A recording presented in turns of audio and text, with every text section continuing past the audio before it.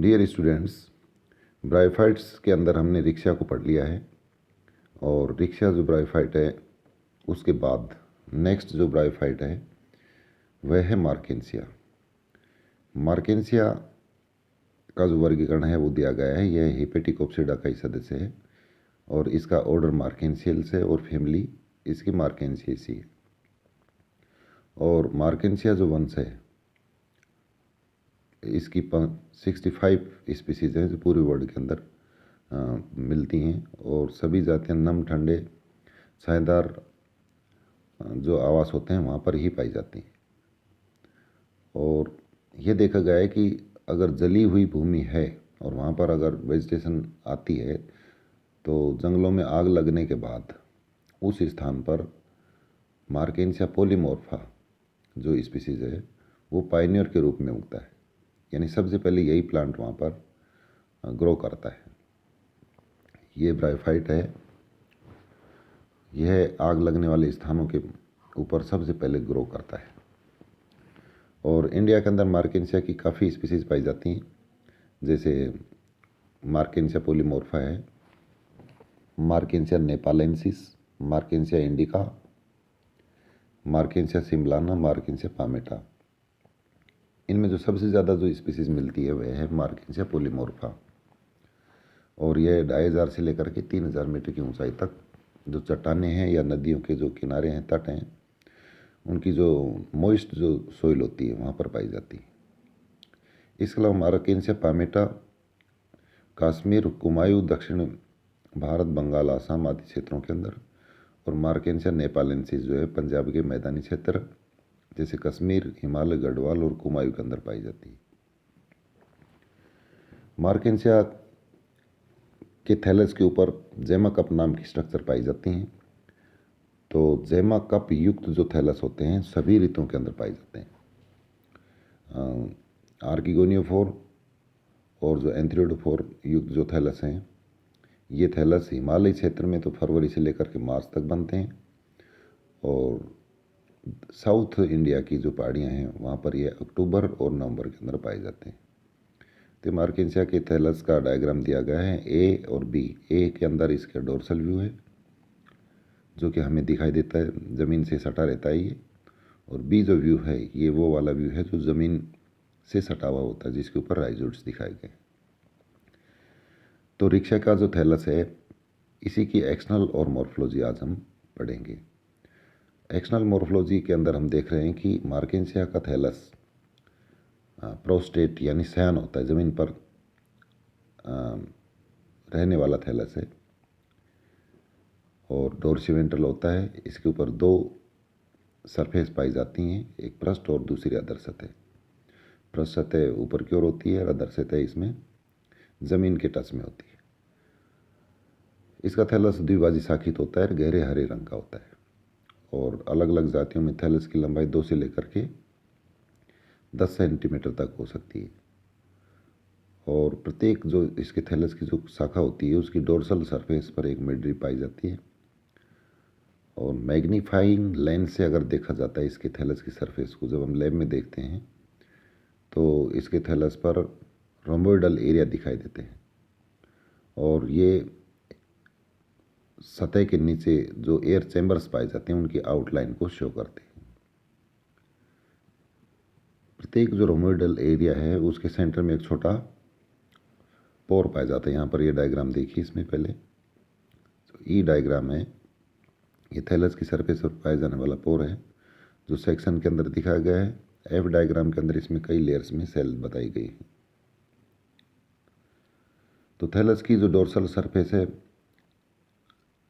उसके ऊपर पोर्स पाए जाते हैं और इन पोर्स के द्वारा ये एक्सटर्नल जो एनवायरनमेंट है उसके द्वारा संपर्क में रहते हैं एनवायरनमेंट से।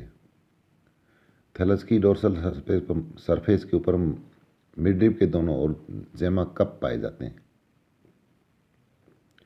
और विभिन्न जातियों के अंदर जेमा जो कप है उनके मार्जिन्स स्मूथ होते हैं और कटीले या फिम्ब्रिएट होते हैं, झालरदार होते हैं। यहाँ पर इसका जेमा कप का विस्तृत डायग्राम नहीं दिया गया है, फिर भी आप ए डायग्राम के अंदर आप देख सकते हैं, इसमें जेमा कप मिड रिब के ऊपर दिखाए गए हैं। तो ये जेमा कप कहलाते हैं और ये वेजिटेटिव प्रोपेगेशन में मदद देने वाले ऑर्गन होते हैं, कायिक जनन करते हैं इनके द्वारा। थैलस की प्रत्येक शाखा के अगले भाग पर एक खांच भी पाई जाती है जिसको एपिकल नोच कहते हैं, और ये एपिकल नोच हमने रिक्शा के अंदर भी देखी थी।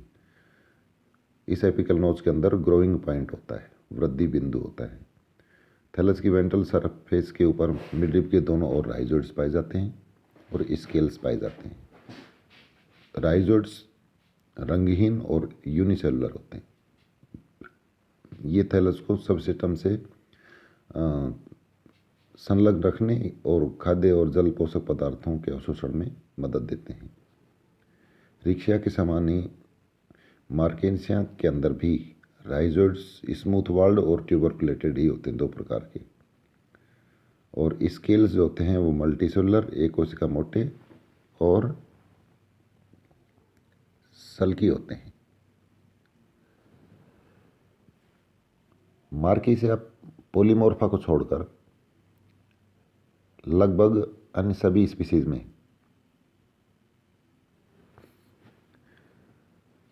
स्पीसीज में ये मिडरिब के दोनों ओर दो पंक्तियों में व्यवस्थित होते हैं। मार्केसिया पॉलीमोर्फा में मध्य जो सिरा है मिडरिब, इसके दोनों ओर स्केल्स की 3 या 4 पंक्तियां पाई जाती हैं। अच्छा, स्केल्स दो प्रकार के होते हैं, यहाँ पर विशेषता है।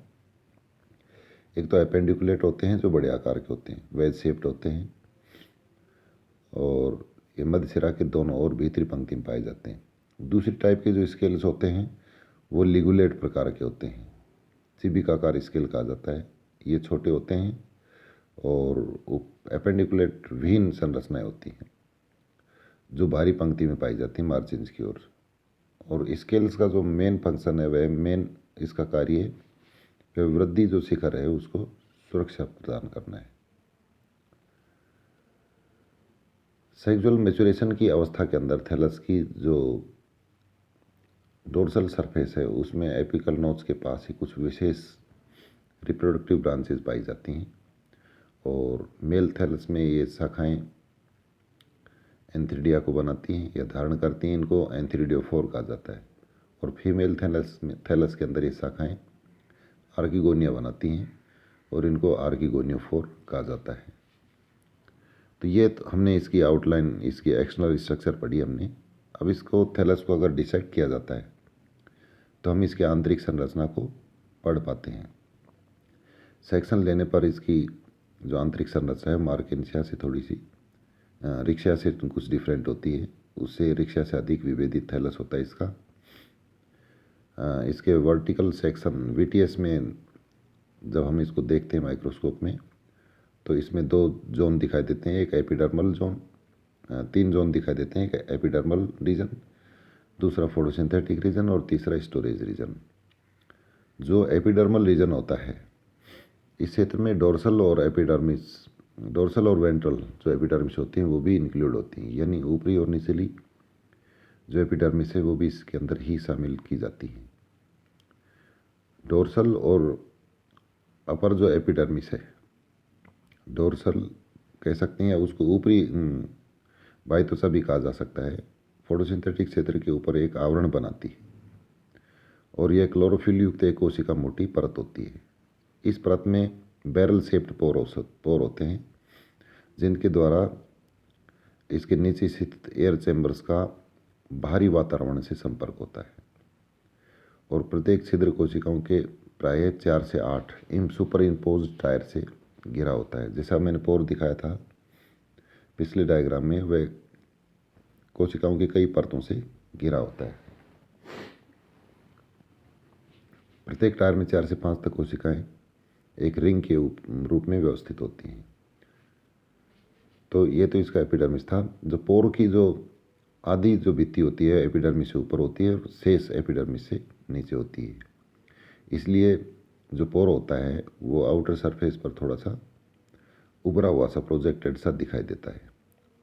और ये छिद्र स्टोमेटा के समान ही यानी एलोगस स्ट्रक्चर हैं, और लेकिन छिद्र की जो गार्ड सेल्स हैं उनके समान मतलब छिद्र के साइज को नियंत्रित नहीं कर पाती। तो यह इसका मतलब कि एपिडर्मल जोन था। इसके बाद दूसरा जो जोन है वह फोटोसिंथेटिक रीजन है। और एपिडर्मिस के नीचे एयर चैम्बर्स पाए जाते हैं जो एक दूसरे से एक पार्टीशन वॉल के द्वारा अलग अलग होते हैं। और यह पार्टीशन वॉल जो होती है 3 से 4 क्लोरोप्लास्ट कोशिकाओं से बनी होती है। और ये जो चैम्बर्स होते हैं प्रायः समान आकार के होते हैं और एक हॉरिजॉन्टल पंक्ति के अंदर व्यवस्थित होते हैं। प्रत्येक चैम्बर के फ्लोर से अनेक छोटे सिंपल और ब्रांच्ड क्लोरोफिल युक्त फिलामेंट्स डेवलप होते हैं। इनको फोटोसिंथेटिक फिलामेंट या एसिमिलेटिव फिलामेंट कहा जाता है। तो इस गैमेटोफाइट के अंदर फोटोसिंथेसिस करने का यही एक मेन पार्ट होता है। तीसरा जो पार्ट है इसके अंदर वह है स्टोरेज रीजन। तो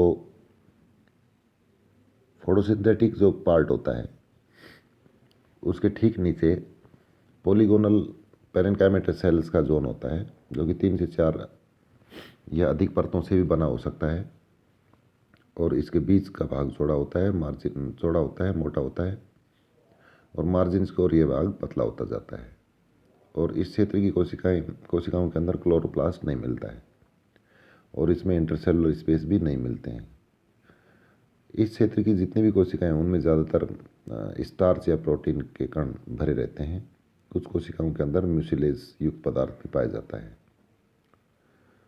और स्टोरेज जो रीजन है इसके बीच भाग की कोशिकाओं में रेटिकुलेटेड थिकनिंग्स भी पाए गए हैं। स्टोरेज रीजन की सबसे जो निचली परत है लोअर एपिडर्मिस, इस परत की जो कोशिकाएं हैं वो कुछ लंबी होकर के राइजोइड्स और स्केल्स बनाती हैं। तो यहाँ पर डी डायग्राम दिया गया है। पहले सी डायग्राम देखिए, ये आउटलाइन है। ऊपर की ओर एयरपोर्ट्स हैं और ये अपर एपिडर्मिस से निकले हैं। इसके बाद फोटोसिंथेटिक रीजन है जिनके बेस से फोटोसिंथेटिक फिलामेंट्स निकले हुए हैं और एयर चैम्बर्स बने हुए हैं और एयरपोर्ट्स हैं जिसके द्वारा वायु से संपर्क बना रहता है। निचला जो स्टोरेज रीजन है, निचला पार्ट, और इस स्टोरेज रीजन की जो सबसे निचली जो परत की कोशिकाएं हैं उनके द्वारा राइजोइड्स और स्केल्स निकलते हैं। तो ये रिक्शिया का थैलस की स्ट्रक्चर थी। Thank you.